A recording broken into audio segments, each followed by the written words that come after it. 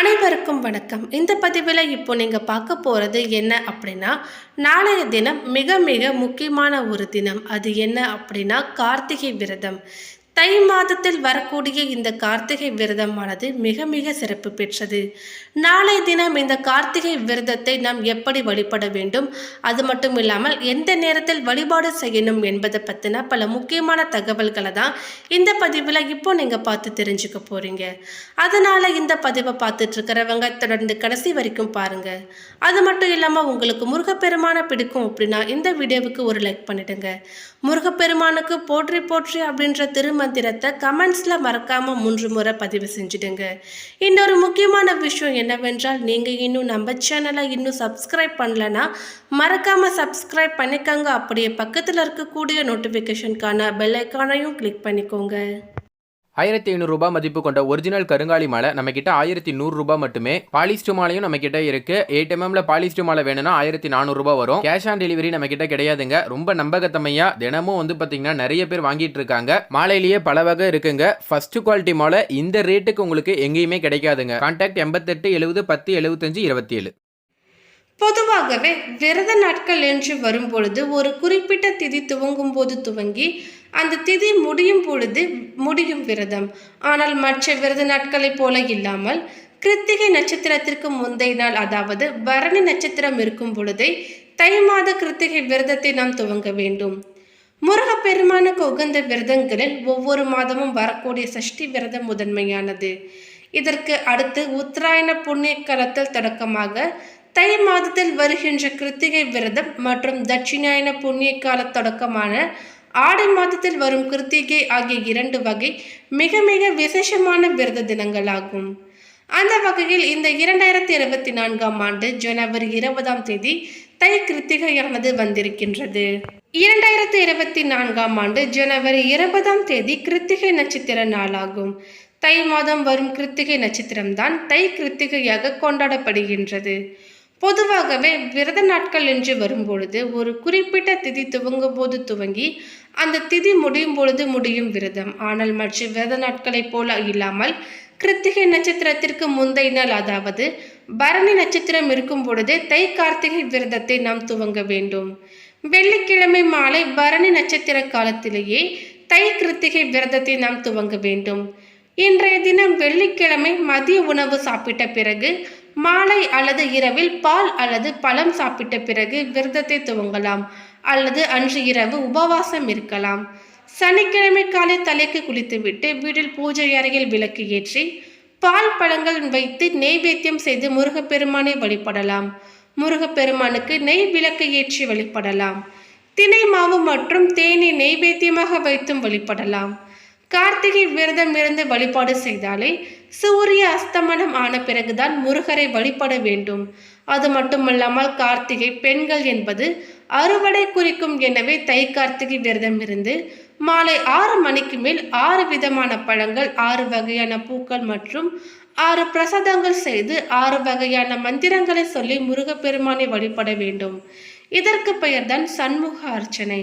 வீட்டில் சண்முக அர்ச்சனை செய்ய முடியாதவர்கள் முருகப்பெருமான் கோவிலுக்கு சென்று சண்முக அர்ச்சனை செய்து கொள்ளலாம். வீட்டில் அல்லது கோவிலில் சண்முக அர்ச்சனை செய்ய முடியாதவர்கள் ஏதேனும் ஒரு பூ மற்றும் பிரசாதம் செய்து மாலை விளக்கு ஏற்றி வழிபட்டு அருகில் இருக்கின்ற முருகன் கோவிலுக்கு சென்று முருகப்பெருமானை தரிசனம் செய்த பிறகு நீங்கள் விரதத்தை முடிக்க வேண்டும். உடல் ஆரோக்கியமாக இருப்பவர்கள் வெள்ளிக்கிழமை மதிய உணவோடு விரதத்தை துவங்கி சனிக்கிழமை மாலை முருகப்பெருமானை தரிசனம் செய்யும் வரை விரதத்தை நீங்கள் நீட்டித்துக் கொள்ளலாம். நாளை தினம் இந்த கார்த்திகை விரதத்தின் போது நீங்கள் செய்ய வேண்டிய மிக முக்கியமான ஒரு வழிபாடு வெற்றிலை தீபம். வெற்றிலை தீபம் ஏற்றுவதால் அளப்பரிய நன்மைகள் கிடைக்கின்றன. நினைத்த காரியங்கள் கைகூடி வருகின்றன. வெற்றிலை தீபம் ஏற்றி முருகப்பெருமானை வேண்டிக் கொள்வதால் நிலம் வாங்குவது விற்பது என்பதில் எந்த பிரச்சனையாக இருந்தாலும் அது தீர்ந்துவிடும். அதே போலவே புது வீடு வாங்க வேண்டும் என்ற ஆசை இருந்தாலும் விரைவில் நிறைவேறும். அல்லது இருக்கும் இடத்தில் புது வீடு கட்ட வேண்டும் என்ற எண்ணம் இருந்தாலும் அது நிறைவேறும்.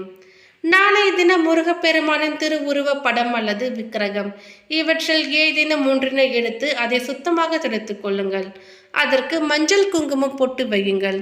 படத்திற்கு வாசனை நிறைந்த மலரினை வைக்க வேண்டும்.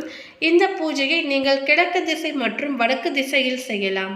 அடுத்ததாக காம்புடன் கூடிய 6 வெற்றிலைகளை எடுத்துக்கொள்ளுங்கள். வெற்றிலைகள் அழுக்காகவோ கிழிந்தோ இருக்கக்கூடாது. வெற்றிலையில் உள்ள காம்புகளை கிள்ளி தனியாக எடுத்து வைத்துக் கொள்ளுங்கள். பிறகு வெற்றிலையின் நுனியில் மஞ்சள் குங்குமம் போட்டு வைக்க வேண்டும். பிறகு ஒரு தாம்பூல தட்டின் மீது 6 வெற்றிலைகளையும் விசிறி வடிவத்தில் பரப்பி வையுங்கள். பின்னர் ஒரு அகல் விளக்கினை எடுத்து அதற்கு மஞ்சள் குங்குமம் போட்டு வைத்துக் கொள்ளுங்கள். அதை வெற்றிலைகளின் மீது நடுவே வைக்க வேண்டும். பிறகு அகல் விளக்கினுள் எடுத்து வைத்த வெற்றிலை காம்புகளை போட்டுக் கொள்ளுங்கள். அதில் நல்லெண்ணெய் ஊற்றி திரி போட்டு தீபம் ஏற்ற வேண்டும். இவ்வாறு தீபம் ஏற்றி மனதில் உங்களுக்கு தேவையானவற்றை கேட்டுக்கொண்டு அந்த முருகப்பெருமானை வேண்டிக் கொள்ளுங்கள். அகல் விளக்கின் உள்ளே வெற்றிலை காம்புகளை போட்டு தீபம் ஏற்றும் பொழுது அதிலிருந்து வரும் நறுமணமும் வெற்றிலையின் மீது உள்ள அகல் விளக்கின் சூட்டினால் வெற்றிலையில் இருந்து வரும் நறுமணமும் வீடு முழுவதும் நிறைந்திருக்கும். இந்த நறுமணத்தின் மகிமையால் முருகப்பெருமான் மனம் மகிழ்ந்து உங்களது வேண்டுதல்களை நிறைவேற்றி கொடுப்பார். இந்த வெற்றிலை தீப வழிபாடுகளை நீங்கள் 9 வாரங்கள் தொடர்ந்து செவ்வாய்க்கிழமைகளிலும் செய்து வரலாம். இப்படி நீங்கள் செய்யும் பொழுது நீங்கள் நினைத்த காரியங்கள் நிச்சயமாக நிறைவேறும்.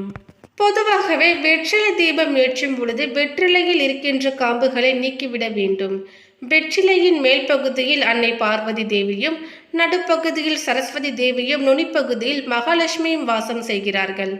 மங்கள பொருட்களாக இருக்கும் வெற்றிலை, பாக்கு, சுண்ணாம்பு ஆகிய 3ஐயும் வைத்து செய்யப்படும் பூஜைகள் தடையின்றி நிறைவேறும்.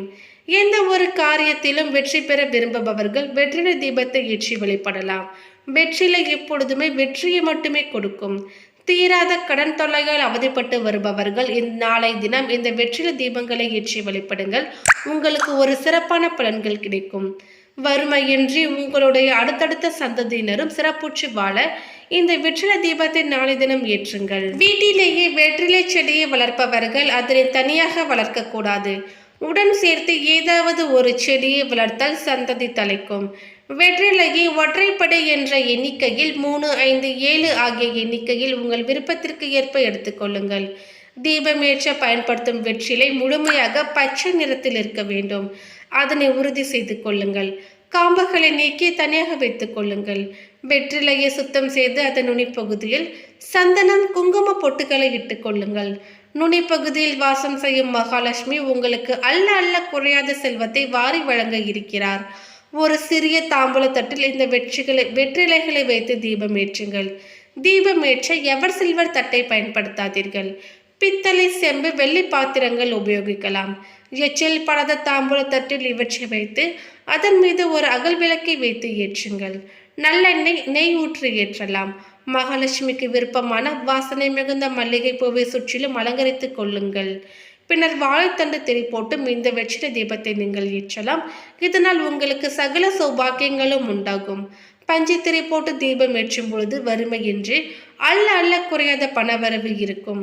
தரித்திரம் நீக்கிய காம்புகளை எண்ணெயில் போட்டு விடுங்கள். சஷ்டி திதி எப்படி முருகப்பெருமானுக்கு உகந்ததோ அதே போலவே 27 நட்சத்திரங்களில் கார்த்திகை நட்சத்திரம் முருகப்பெருமானுக்கு மிகவும் உகந்தது. மாதந்தோறும் வருகின்ற கிருத்திகை நட்சத்திரம் மிகவும் சிறப்பானது. சரவண பொய்கையில் தாமரை மலரில் மிதந்து வந்த முருகனை 6 கார்த்திகை பெண்கள் வளர்த்தனர். ஈசன் அருளால் 6 நட்சத்திரங்களின் தொகுப்பாக கிருத்திகை நட்சத்திரமாக வானில் இடம்பெற்றதாகவும் கூறுகிறது. கார்த்திகை பெண்களை சிறப்பிக்கும் வண்ணம் இந்த கிருத்திகை விழா வெகு சிறப்பாக செய்யப்படுகிறது. ஆண்டுக்கு 3 கிருத்திகை தினங்கள் அதீத முக்கியத்துவம் பெறுகின்றன. அவை உத்தராயண துவக்க மாதமான தை மாத கிருத்திகை நட்சத்திரம், கார்த்திகை மாதத்தில் வருகின்ற பெரிய கிருத்திகை, தட்சிணாயன துவக்கமான ஆடி மாதத்தில் வரும் ஆடி கிருத்திகை. இந்த 3 கிருத்திகைகளும் முருகப்பெருமானுக்கு மிகுந்த உகந்ததாகும். இந்த தை கார்த்திகை விரதத்தில் முருகப்பெருமானை வழிபட்டால் குறைகள் அனைத்தும் தீரும், நினைத்தது நடக்கும். தை கிருத்திகையில் விரதமிருந்து முருகனை வழிபடுவதால் வேண்டிய வரங்கள் எல்லாம் அப்படியே கிடைக்கும். உப்பில்லாத உணவை எடுத்துக்கொண்டு கார்த்திகை விரதம் இருந்து அந்த முருகப்பெருமானை வழிபடுவோருக்கு இன்னல்கள் அனைத்தும் நீங்கி வாழ்வில் சகல செல்வங்களும் பெறுவார்கள். பிள்ளை செல்வம் வேண்டுபவர்கள் இந்த தை கிருத்திகையில் முருகப்பெருமானை மனதார நினைத்து விரதம் இருந்து வழிபட்டால் அவர்கள் வேண்டுதல் நிச்சயமாக ஏற்படும். கட்டாயம் குழந்தை பிறக்கும். மேலும் மண் மனை சொத்து பிரச்சனைகள் முற்றிலுமாக தீரும். குரு திசை செவ்வாய் திசையால் பாதிக்கப்பட்டவர்கள் இந்த தை கிருத்திகையில் முருகப்பெருமானை நினைத்து விரதம் இருந்து வழிபடலாம். மேலும் இந்த தகவல் உங்களுக்கு பிடித்திருந்தால் லைக் பண்ணுங்க, ஷேர் பண்ணுங்க. இது போன்ற பல முக்கியமான தகவல்களை நீங்க தெரிஞ்சுக்கிறதுக்காக எங்க சேனலை சப்ஸ்கிரைப் பண்ணிடுங்க. தேங்க்யூ.